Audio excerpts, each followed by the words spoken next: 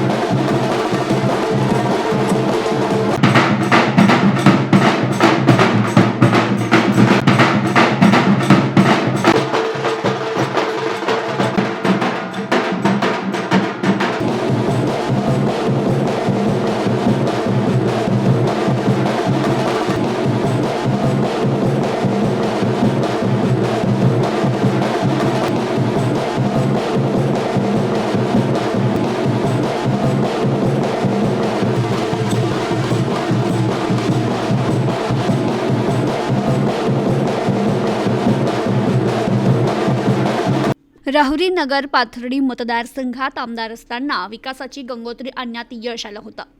सिंचनापासून अनेक प्रश्नांची सोडवणूक केली। सत्तेत असलो नसलो तरी विकास कामांसाठी निधी कमी पडू दिला नाही। दुर्दैवाने मागील 5 वर्षात मतदारसंघात काडीचंही काम झालं नाही। विकास कामांना खीळ बसली। मी आमदार असताना केलेल्या विकास कामांचं श्रेय घेण्याचं काम करत विद्यमान लोकप्रतिनिधी केवळ नारळ फोडत बसले। भावनिक मुद्द्यांवर त्यांना एकदा यश आलं, मात्र आता जनतेच्या भावना बदलल्या असून यावेळी मतदारसंघात परिवर्तन अटळ आहे। महायुती सरकारच्या कामगिरीवर जनता खुश असून त्याचं प्रत्यंतर निकालात दिसेल, असं प्रतिपादन राहुरी विधानसभा मतदारसंघातील भारतीय जनता पार्टीचे उमेदवार माजी मंत्री शिवाजीराव कर्डिले यांनी केलं। राहुरी नगर पाथर्डी मतदारसंघातून भाजपची उमेदवारी जाहीर होताच माजी मंत्री शिवाजीराव कर्डिले यांनी मतदारसंघात प्रचाराला वेग दिला। त्यांनी राहुरी तालुक्यातील डिग्रस, मुळानगर, वरवंडी, बाभुळगाव, धामोरी बुद्रुक, धामोरी खुर्द, खडांबे बुद्रुक, खडांबे खुर्द, वांबोरी स्टेशन, सडे, वाघाचा आखाडा, राहुरी स्टेशन, गावठाण तांदुळवाडी, कोंढवड, शिलेगाव, करपेवाडी, केदळ बुद्रुक, केदळ खुर्द, चंडकापूर, पिंपरी वळण, मानोरी, आडगाव आदी गावांना भेटी देत मतदारांशी त्यांनी संवाद साधला। महिलांमध्ये आपण आता वेगळं चैतन्य निर्माण झालं, परिवर्तन निर्माण होण्याचं काम झालंय। मग आता आपण काय हे जर बोललं तर आपल्याला महिला बहिणी काय कोणता घेणार नाही। आता तुम्ही याच्या आधी काय बोलले, प्रत्येकाने मीडियाच्या, टीव्हीच्या आणि पेपरच्या भाषणं असं ऐकले, त्याच्यामुळं आता तुम्ही काही जरी गप्प बसले, तोंडही बंद केलं तरी लोकांना माहिती काय हे त्या वेळेला ह्याला विरोध करण्याचं काम केलं। नुसतं अधिवेशनातच नाही तर बरं काही माणसं ते कोर्टात, हायकोर्टात, सुप्रीम कोर्टात पाठवले आणि ही योजना बंद पाडण्याचा प्रयत्न मला वाटतं होण्याचं काम होत होतं।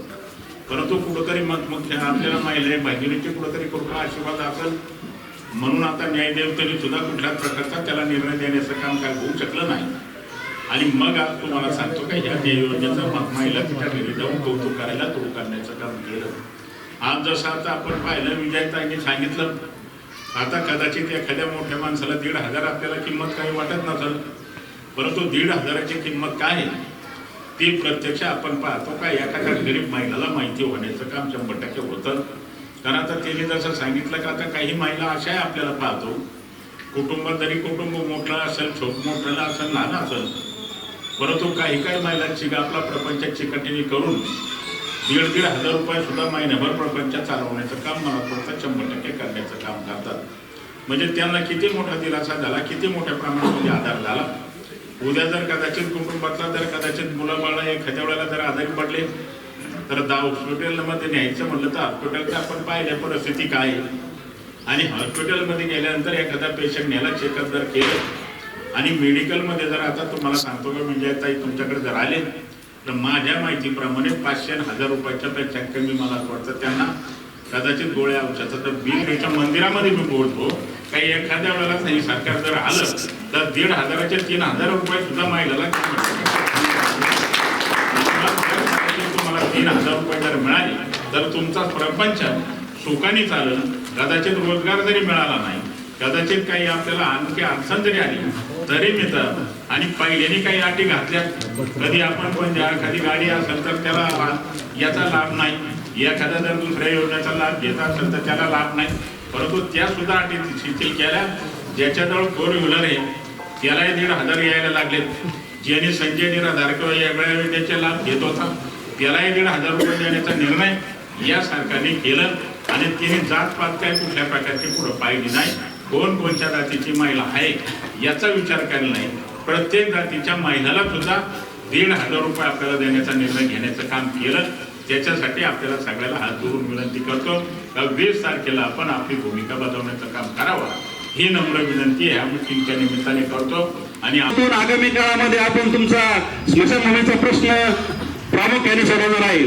त्याचप्रमाणे गोड वस्तीतील जे लोक या ठिकाणी उपस्थित आहेत त्यांना या ठिकाणी मी आश्वासित करतो, आपण ठक्कर बाप्पा योजनेतून आपला या ठिकाणी रस्ता काँक्रिटीकरणाचा प्रस्ताव दिलेला आहे. प्रस्ताव मंत्रालय स्तरावर पेंडिंग आहे.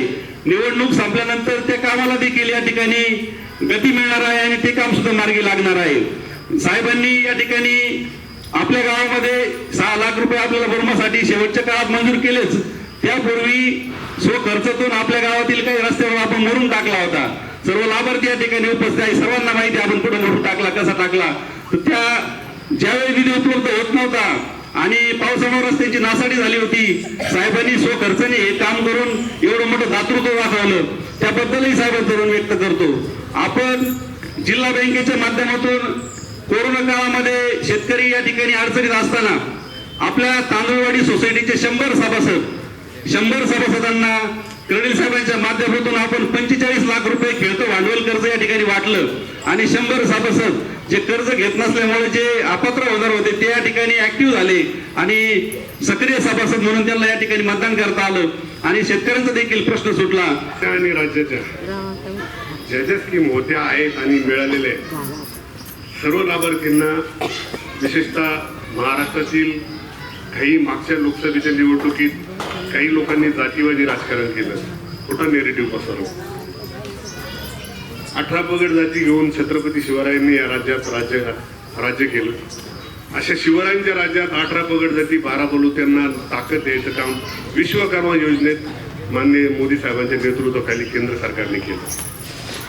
लाडकी बहीण राबवली, नुकतीच राबवलेली लाडक्या भावांना सुद्धा रोजगार दिला. त्या उपर सगळ्यात महत्वाची गोष्ट झाली की शेतकऱ्यांचं वीज बिल 5 वर्षाचं माफ केलं. हे करत असताना जलजीवन मध्ये काम केलं, रस्त्याचं काम केलं, राज्यात केलं, केंद्रात केलं. आणि फार कमी लोकांना माहिती आहे की मोदी साहेबांनी एवढं अतुलनीय काम केलं. आज देशात जवळजवळ इतकी विमानतळ झाली, इतकी रेल्वे स्टेशन झाली, तुम्हाला माहिती नाही. एका काळ जम्मू काश्मीर पर्यंत शेवटचं रेल्वे स्टेशन होतं जम्मू. आज श्रीनगरला आपली रेल्वे झाली. सागरी काम झालेले, वेगवेगळे बंदर झालेले, नगर रस्ते झालेले. सर्वात महत्त्वाचं हे सगळं करत असताना केंद्रात राज्याच्या ज्या स्कीम केलेल्या आहेत त्या सर्वसामान्य माणसाच्या पर्यंत पोहोचलेल्या आहेत.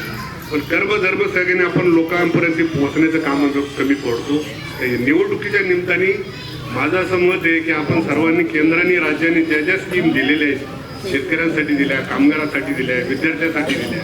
आता SCBC खाली आणि OBC खाली मुला मुलींचं शिक्षण मोफत केलेले आपल्या मुलं मुली आणि पाण्याची नितांत गरज होती. त्यावेळेस आम्ही सर्व शेतकरी 10-12 गावचे आपल्याकडे आलो आणि आपण अधिकाऱ्यांना कर्डिले विखे पाटलाच्या माध्यमातून सूचना देऊन तो बंधारा भरून दिला. तमाम शेतकऱ्याच्या वतीनं कर्डिले साहेबांचं मी ऋण व्यक्त करतो आणि आपल्या सर्वांना एक विनंती करतो. मतदान ज्यावेळेस घडतं, गेल्या लोकसभा निवडणुकीमध्ये माझे जी 2-4 चुलते आहेत आणि आमच्या कुटुंबियाचं जी मतदान आहे त्या मतदानामध्ये 12 मतं आमच्याकडून राहून गेलेली होती. ते पुण्यामध्ये सर्व्हिसला असल्या कारणाने राहिलेले होते. मी आपल्या सर्वांना विनंती करतो, प्रत्येक गावात मतदारांनी प्रचंड उत्साही वातावरणात ढोल ताशांच्या गजरात कर्डिले यांचं स्वागत केलं. मतदारांशी संवाद साधत असताना कर्डिले यांनी मतदारसंघाची झालेली दुर्दशा बदलण्याची ग्वाही देत यंदा परिवर्तनासाठी साथ देण्याचं आवाहन केलं. यावेळी बोलताना कर्डिले म्हणाले, संपूर्ण देशाचा विकास केल्यामुळे नरेंद्र मोदी हे सलग तिसऱ्यांदा पंतप्रधानपदी विराजमान झाले. केंद्र आणि राज्यात एका विचाराचं सरकार असल्याने सर्वसामान्यांना लाभ होतोय. प्रधानमंत्री पीक विमा योजना, शेतकऱ्यांसाठी मोफत वीज, कृषी सन्मान योजना, लाडकी बहीण योजना, विद्यार्थिनींना मोफत उच्च शिक्षण, दुधाला प्रति लिटर 7 रुपये अनुदान असे अनेक कल्याणकारी निर्णय घेतल्याने जनतेच्या मनात महायुतीबद्दल आपुलकीची भावना आहे. प्रचारादरम्यान मिळणारा उत्स्फूर्त प्रतिसाद परिवर्तनाची नांदी ठरत आहे.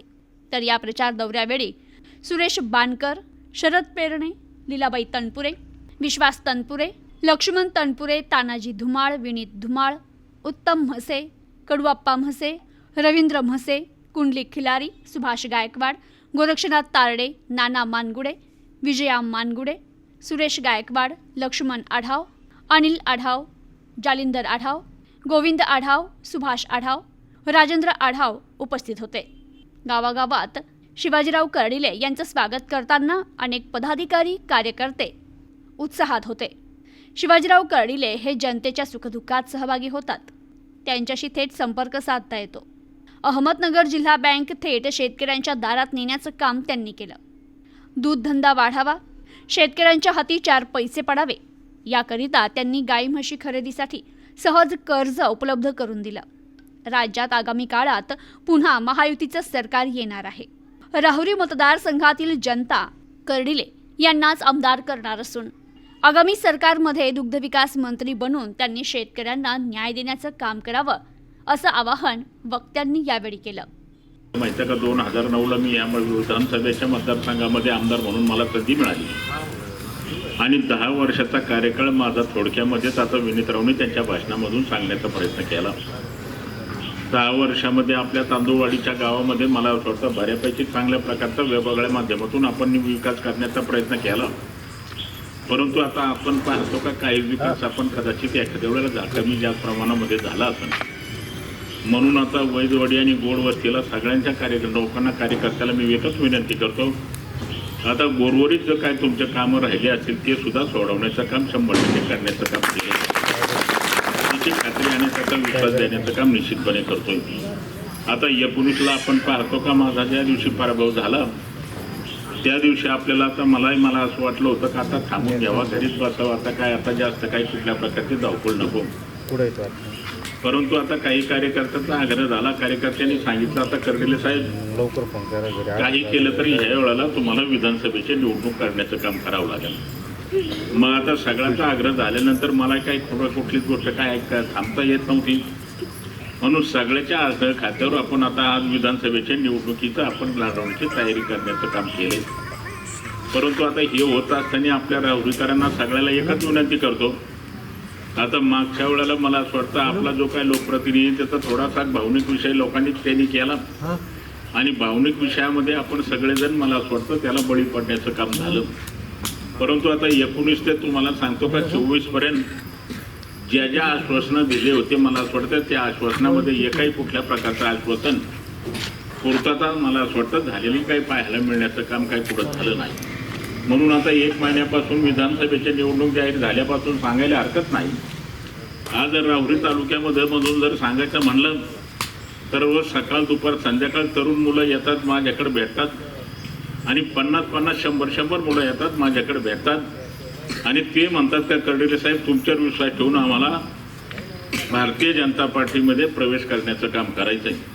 काही कार्यकर्त्यांना मी विचारलं का आता भारतीय जनता पार्टीमध्ये का प्रवेश करायचा, कशामुळं करायचा आहे, तर ते म्हणतात का कर्डिले साहेब मागच्या वेळेला आम्ही तुम्हाला मतदान काय केलं नाही. आम्ही आमच्या तालुक्याचा लोकप्रतिनिधी होतोय, आमच्या तालुक्याला संधी मिळते या भावनेतून आम्ही मतदान करण्याचं काम केलं. जे जे आश्वासनं देण्याचं काम झालं त्या आश्वासनाची पूर्तता कुठल्याच प्रकारची काही होऊ शकली नाही. म्हणून आम्ही निर्णय घेतला का तर या वेळेला काही जरी झालं तर भारतीय जनता पार्टीला म्हणून आणि तुम्हाला आमदार करायचं असं तरुण मुलं म्हणण्याचं काम करतात. म्हणजे याचा अर्थ याचं परिवर्तन आपल्याला थांबलेला पाहायला मिळतोय. आणि आज आपण पाहतो का जे काय 1924 पर्यंत जे काय विकास झाला नाही त्याचे उणीव भरून काढण्याचं काम आपल्याला आता उद्याच्या 24च्या निवडणुकीमध्ये करायचं आहे. आणि आता राज्यामध्ये तर आपल्याला सगळ्याला कल्पना आहे काही जरी झाले तर महायुतीचं सरकार सत्तेवर येण्याचं काम 100% होणार आहे. त्याचं कारण असं आहे का 2.5 वर्षापूर्वी आपल्या राज्याचे मुख्यमंत्री एकनाथरावजी शिंदे साहेब असतील, उपमुख्यमंत्री देवेंद्र फडणवीस साहेब असतील, अजितदादा असतील, आपले पालकमंत्री विखे पाटील असतील, यांच्या नेतृत्वाखाली आपण पाहतो का 2.5 वर्षापूर्वी सरकार आलं, सत्ता आली. आणि सत्ता आल्यानंतर मला असं वाटतं 50 वर्षाच्या राजकारणामध्ये एवढा मोठा निर्णय आपण कधी पाहायला मिळण्याचं काम झालं नाही. परंतु आपल्या महिलाचा निर्णय असू द्या, शेतकऱ्याचा निर्णय असू द्या, लाईट बिलाचा निर्णय असू द्या, दुधाचा अनुदान असू द्या, अशा अनेक वेगवेगळ्या प्रकारचे निर्णय आपण पाहिले तर 2 वर्षाच्या काळामध्ये घेण्याचं काम झालं. त्याच्याही पुढे जाऊन सांगायचं म्हणलं तर देशाचे पंतप्रधान नरेंद्र मोदी साहेब ज्या दिवशी झाले त्या दिवसापासून आपण देशाचा विकास जर पाहिला तर मोठ्या गतीने मोठं चालण्याचं काम होतंय. करोनाचं संकट आलं होतं. करोनाच्या संकट काळामध्ये सगळे आपण पाहतो का लोक भयभीत झाले होते. प्रत्येकजण स्वतःचा जीव वाचतो का नाही याची भीती प्रत्येकाला निर्माण झाली होती. त्या काळामध्ये आपण पाहतो का आपल्याला संकटाच्या काळामध्ये देशाच्या पंतप्रधानाच्या नेतृत्वाखाली गरीब माणसाला उद्योग कुठल्या प्रकारचा आपल्याला उद्योग नाही, मग आता हाताला काम मिळत नाही, मग आता उपाशी राहायचं का, याचा विचार करून मोफत धान्य सुरू करण्याचं काम केलं. 1 वर्षाचं मोफत धान्य जर पाहिलं तर आता 5 वर्ष संपून गेली. सातत्याने ती धान्य चालू ठेवण्याचं काम मला वाटतं 100% करण्याचं काम केलं.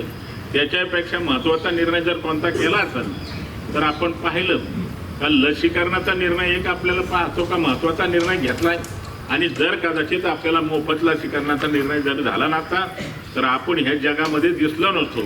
केवळ मोदीच्या कृपेने, मोदीच्या आशीर्वादाने आपल्याला तुम्हाला सांगते का आपल्याला जग पाहायला मिळण्याची वास्तविक आता संधी मिळण्याचं काम झालं.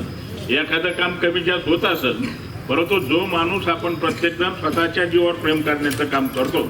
एखाद्या कुटुंबामध्ये जर कदाचित करोना जर झाला तर कुटुंबातले माणसं सुद्धा त्यांना जायला भेटायला किंवा एखाद्या वेळेस कदाचित आपल्यामधून जर कदाचित मृत्युमुखी जर पडला तर त्याच्या विधीला सुद्धा जायचं धाडस करण्याचं काम कोणी करत नव्हतं.